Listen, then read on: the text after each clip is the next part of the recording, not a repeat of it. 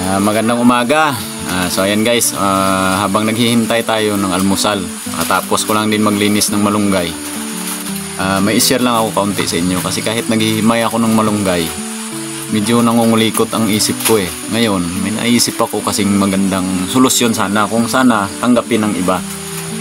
Sa mga kalahi ko pala, sa mga katutubo, bukid nun man yan, buki, o ano, ati, aita, lalo na dito sa Rizal, sa mga dumagat, sa lahi naman ng asawa ko.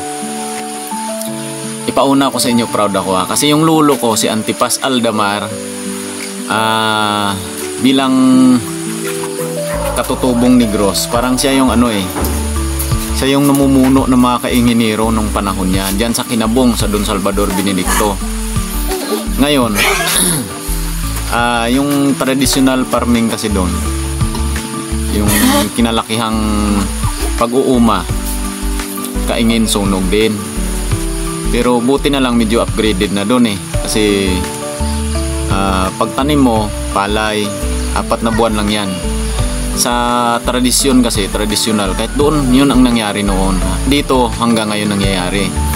Bang taniman mo, tapos maharbisan mo siya ng palay, iwanan mo kasi gawin mo na namang kalaanan, para na pagdating ng ilang taon, balikan mo naman, kainginin, sunugin mo na naman, ganon. Ang problema lang kasi dito sa lugar na to, dito sa mga dumagat, pagkaingin mo tapos gawin mong kalaanan, hindi mabakante siya kasi nga pagulangin mo naman yung buho, bungkawi, papasukin niya ng mga developer guys, babakuran, no trespassing, ganon. Kasi nga yung ang totoo niyan, hindi naman sana pwede yan eh. Saan sila na kumuha ng fencing permit? Kasi bawal mong bakuran ang ancestral domain. Ngayon, mahirap kasi kung manguliko tayo ng ganyan, magkaroon tayo ng kaaway. Pero ganito na lang ang solusyon. Para na hindi mapasok, ganito ang gawin. Pagkaingin mo, tanim mo ng palay, mag-harvest ka ng 4 na buwan. Sa loob ng 3 buwan, sundan mo na siya ng saging. Sundan mo ng saging, depende sa kung anong diskarte mo, basta taniman mo siya, hindi lang palay. Para na hindi siya maging kalaanan, hindi siya maging bakante. Tuloy-tuloy ang produkto sa lugar.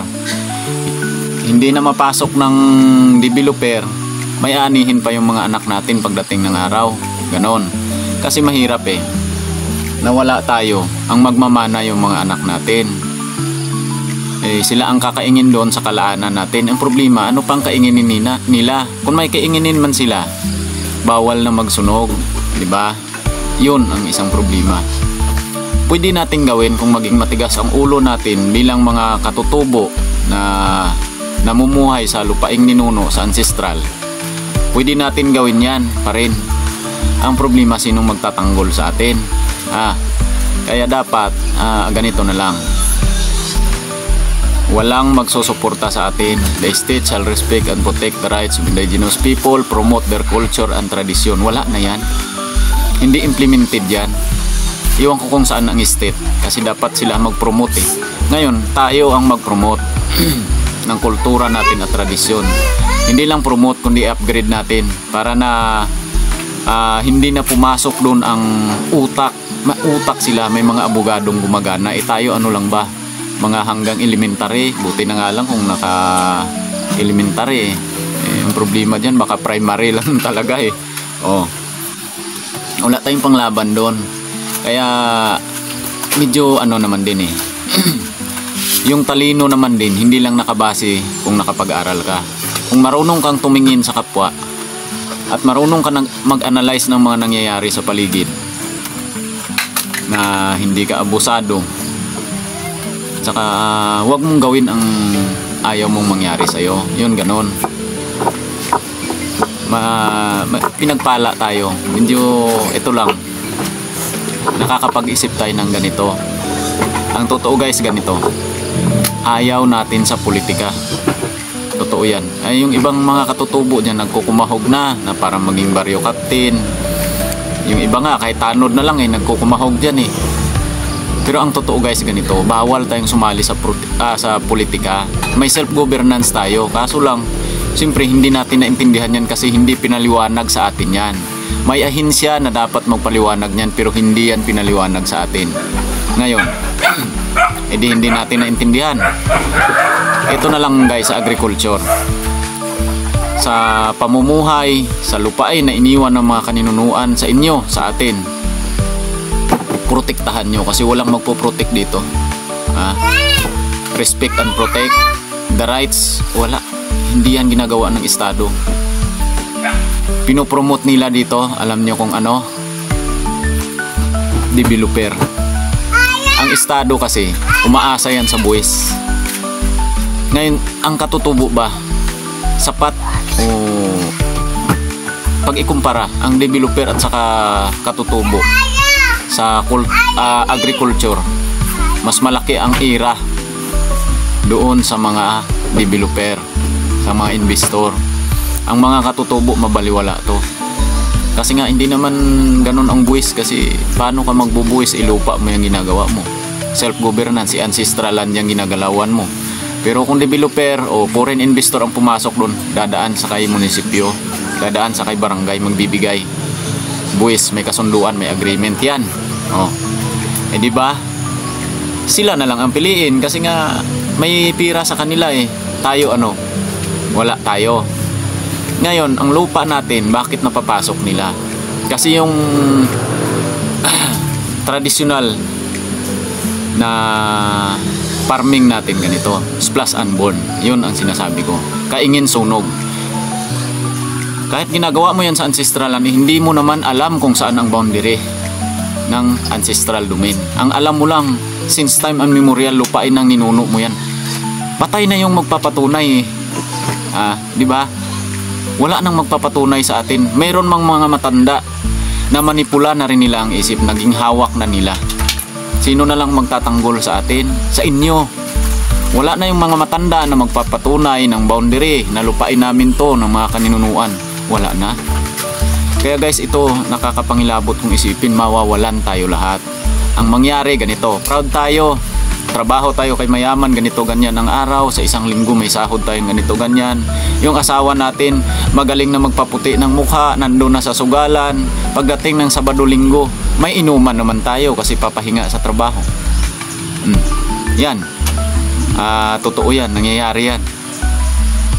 Ngayon, naiisip ba natin bilang trabahador trabahador sa mayaman, magkano sahod mo? Ang kikitain mo sakto lang pangkain. At saka oras yung trabaho mo, hindi ka pwedeng magpahinga. Umulan man yan, umaraw, magtrabaho ka kasi bayad yan. Pasmado ka ngayon, magkasakit ka.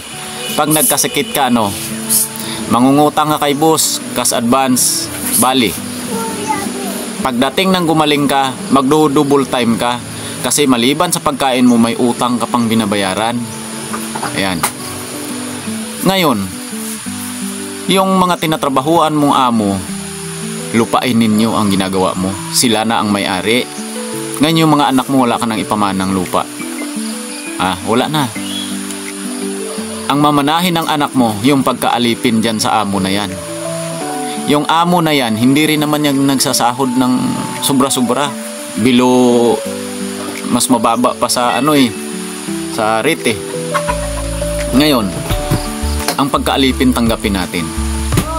Bilang katutubo, madami tayo kung umanak kasi malamig dito sa bundok, yun lang ang libangan. Ngayon, yung mga anak natin hindi yan mapag-aral kasi nga ang sahod natin sakto sa pagkain. Paano kung nakabali ka, tapos ka, yung anak mo hindi mo mapag-aral, ang bukas ng anak mo tapos, hindi mo mapag-aral yan, hindi maging profesional kasi yun na lang ang pag-asa mo, mabigyan ng magandang bukas ang anak mo, pag-aralin mo. Wala na kayong ibang choice kasi hindi naman mag-uumayan kasi ang lupain ninyo kinuha na, binili na, bininta nyo na. Ano pa ang mamanahin nila? Hindi magmamana ng pagkaalipin. Ilang tao ang kailangan ng boss mo? Ikaw lang na tatay, mag-isa ang pumasok doon. 6 ang kapalit mo, papayag ba yun? Sobra-sobra na tao nila. 6 anak mo eh. Ang mamanahin sa'yo, pagkaalipin, isa lang kukunin ng boss. Una, bakbakan sa trabaho yan. Hindi kailangan ng taong marami. Habang tumatagal, magbabawas yan kasi simple-simple na lang trabaho eh. Pagdating ng araw, mawalan ng trabaho ang anak mo. Hindi nakapag-aral. Walang mataniman. Tingnan mo kung anong problema. Tingnan natin kung anong problema ang mangyari sa huli. Pahabain natin ang pag-iisip natin kasi ito para sa atin. Wala akong pinopromote dito na kung ano, kundi ang bukas ng mga anak natin. Yun lang ang importante. Kaingin ka ngayon, ito hindi pa naman huli. Kaingin ka ngayon, taniman mo pag 4 na buwan iwanan mo kasi nakaprodukto ka na. Kasi yun kasi ang tradisyon sa agriculture natin. Yun ang tradisyon. Pag harvest mo ng palay 4 na buwan, 5, iwanan mo na yan. Gawin mo na yung kalaanan, ilang taon babalikan mo naman kainginin. Paano kung pag-iwan mo pinasok ng developer? Tayo pa naman pakitaan lang tayo ng papel. Saka may kasama pang nakausli sa baywang yung nakabukol. Talagang alsabalutan tayo. Balot tayo ng sako. Tara, layas tayo kasi nandyan sila. Magulo, ayaw natin sa gulo. Ganon ang mangyayari. Hindi, tsamba nila, papasok talaga sila. Yun. Hindi bali na mag-uuma tayo. Ako proud ako. Sa katutubong Negros, lalo sa lahi kong mga buki. Mga buki, makinig kayo. Hindi kayo maliliit na tao. Mga dumagat, bawal kayong discriminate. Hindi kayo maliliit na tao. Kayo ang nagligtas sa Pilipinas nung bumagsak. Nasa historian, kaso wala na tayong time para usisain yan. Bumagsak ang Pilipinas nung mga nakaraang taon. Nakakuha lang ng pundo, ginamit ang 110 tribes. Hindi nga natin alam na kasama pala tayo doon sa pinunduhan ng IMF. O tingnan nyo matindi yan, kaso medyo hayaan na natin yan. Huwag na tayong manumbat. Tinayo natin ang Republika. Bumagsak na to, nalugi na. Napakalaking utang na loob ng Estado sa atin. Kaso mahirap manumbat, pero yan ang totoo. Sige lang, tuloy sa buhay. Kung ano man yung alam natin kung paano mabuhay, tuloy yan. Basta wala tayong inalipustang kapwa, hindi tayo nang lalamang. Yun, may kakampi tayo doon. Matindi yan. Hindi nila kakayanin. Wala sa kanila ang nasa atin. Yan. Pero dapat magpursige naman tayo. Isipin lang natin ang bukas ng mga anak natin. Kasi kung aasa lang tayo doon na wala tayong ginagawa, na hindi naman din tayo naghahanda para sa kinabukasan, sabihin nga ng iba sa mga spiritual lecture ganito, nabubuhay nga yung ibon na hindi naman nagtatanim. Hindi rason yan. Hindi rason yan. Nasa ibang estado yan. Tao tayo, hindi tayo ibon. Magtanim ka para may aanihin. Yan. Kung hindi natin gawin yan, ang bukas natin delikado. Yung mga anak natin, sayang. Gusto nyo ba na wala na tayo sa mundo pero nakikita natin yung mga anak natin na nagdurusa ng mas mahigit pa sa pagdurusa natin dito sa lupa?